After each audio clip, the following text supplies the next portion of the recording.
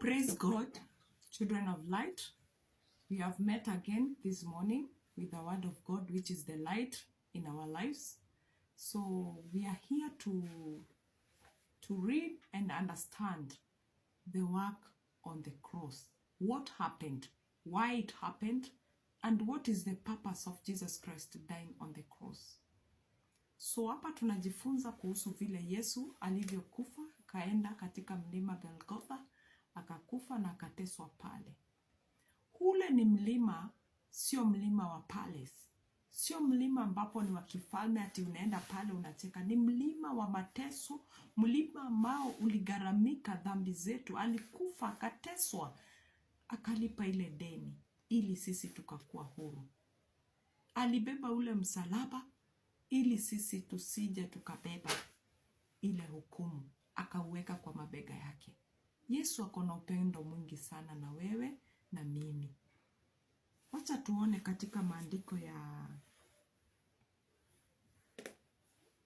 John chapter 19 verse 17 to 18.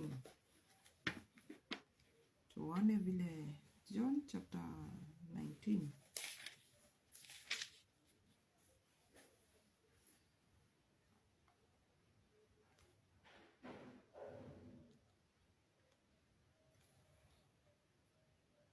He went out carrying his cross and came to the palace of the skull, came to the place of the skull. As it is called in Hebrew, it is called Golgotha. Alienda pale kwa nini? Alienda kulipa deni yako na yangu ya dhambi. Kila wakati unafanya dhambi, ukae ukielewa kunaye aliye garamia ile deni ya dhambi ikalipwa. Alibeba ule msalaba, akaenda pale katika mlima Golgotha, the hill of skull. Pale ni kwa sacrifice. Yeye alikuwa anaenda kutoka kama dhabihu kwa sababu yako na mimi. Upendo gani umezidi huu? Wacha tuendelee kusikiza. There they crucified him, and they also crucified two other men, one on each side with Jesus between them. So hapa tunaona kuna vile tunaweza kuwa tunasahau kazi ya Golgotha, kazi ya msalaba. Yesu alikufa ili usamehewe. Na ndio maana tunaendanga pale, tunaambia Mungu nisamehe kwa sababu nimekosea. Kuna huruma za Mungu. Wakati Yesu alikufa pale msalabani Kalvari, alilipa deni ya dhambi zetu. Sasa tuko na msamaha, tuko na grace na tuko na huruma za Mungu. Pale Golgotha, Yesu alilipa deni yote. Hebu jiulize wakati unafanya dhambi. Na Yesu alilipa, akakufa msalabani. He paid fully for your sins. Kazi ya Golgotha, alienda Golgotha kufanya nini? Ili wewe ukue free. That is where he paid it all. In the book of Isaiah, unaangalia hapa in the book of Isaiah 53 verse 5 inasema, he was wounded for your transgressions.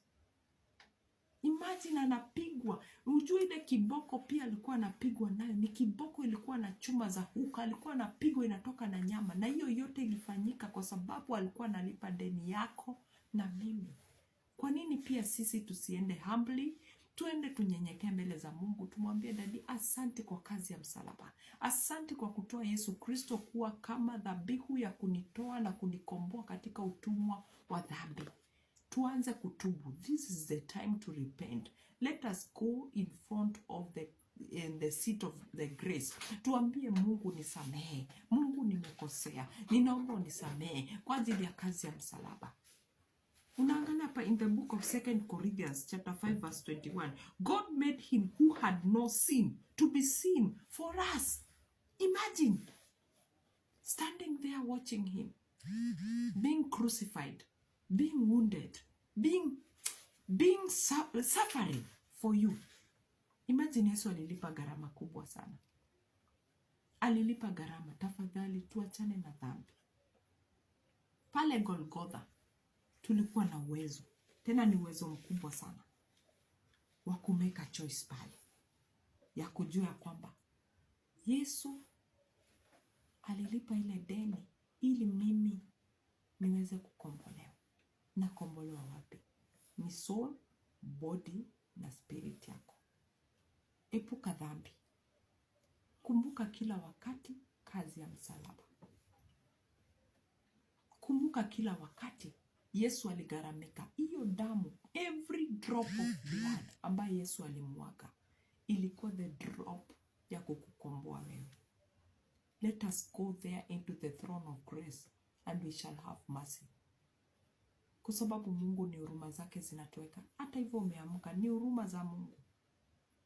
Golgotha kazi ilifanyika, lakini ni kwa sababu yako na mimi.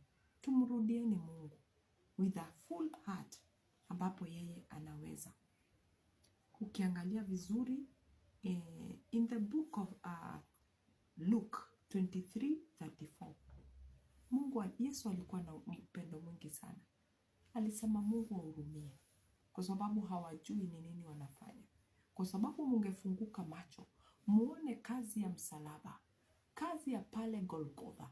He was sacrificed ili wewe uweze kusamehewa hizo dhambi unafanya leo, zile unafanya ukijua na usipojua. Tumrudieni Mungu na tutubu na tujue huruma zake tu ndizo zinatuweka. Huruma zake tu. Pale Golgotha mateso ni mengi ilifanyika. Alikuwa anadhihakiwa. He was mocked. He was despised and rejected. Ujue hiyo rejection yenye Yesu alipata ndio wewe ukuwe na kibali. Imagine Yesu alilipa hiyo deni yote. Alifanywa maskini wewe ukuwe tajiri. Imagine alibeba magonjwa yote pale msalabani wewe uweze kupona. Alafu saa ile umegonjeka haukumbuki kazi ya msalaba. Na wakati unapitia shida hauwezi kumbuka kazi ya msalaba. Unainua ile shida, unashusha kazi ya msalaba. Ni vizuri tuelewe. Jesus died on the cross for our sins. Let us repent and go back to Jesus. Na kama hujaokoka, kumbuka ile safari ya kwamba Yesu aliteseka. Usiteseke tena. Jipeane kwa Mungu, naye Mungu atakuhurumia. Unarudia Mungu, naye Mungu anakuokoa. Mbarikiwe sana na Mungu.